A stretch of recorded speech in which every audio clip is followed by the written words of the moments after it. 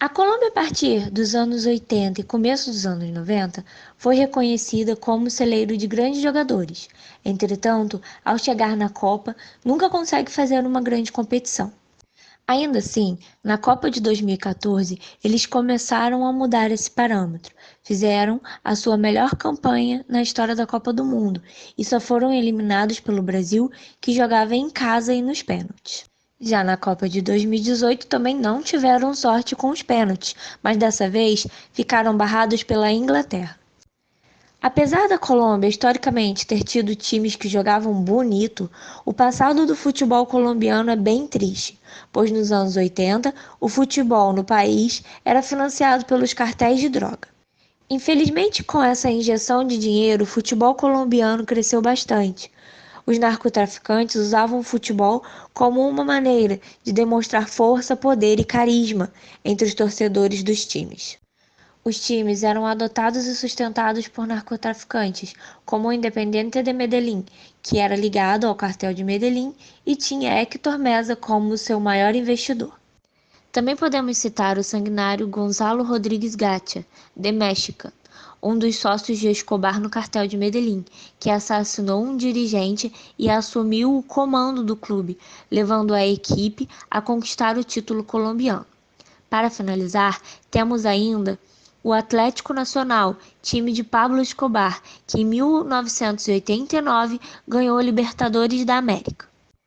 Além de investir muito dinheiro para montar o time campeão, Escobar ameaçava e comprava árbitros de futebol para ganhar as partidas.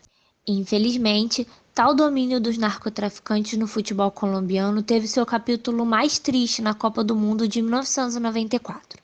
A seleção chegou com muita moral, tendo em seu histórico pré-Copa do Mundo uma goleada de 5-0 na Argentina, vice-campeão mundial na época, dentro da casa de Los Hermanos.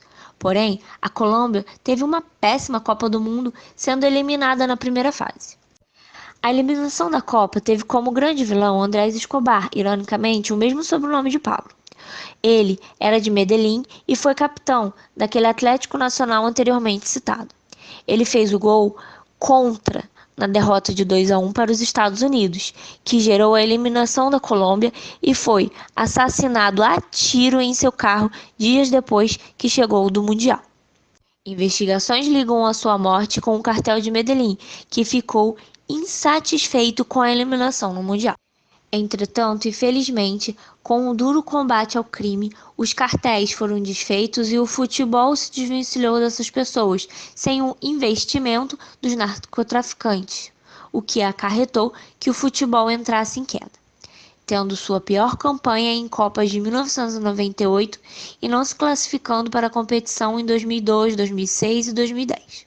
Os anos se passaram e o futebol colombiano ressurgiu a partir de 2010, revelando ótimos jogadores como o grande atacante Falcão Garcia. Em 2014, fez sua melhor campanha em Copas do Mundo e em 2016, o Atlético Nacional voltou a ser o campeão da Libertadores, dessa vez muito merecido, jogando um futebol muito bonito.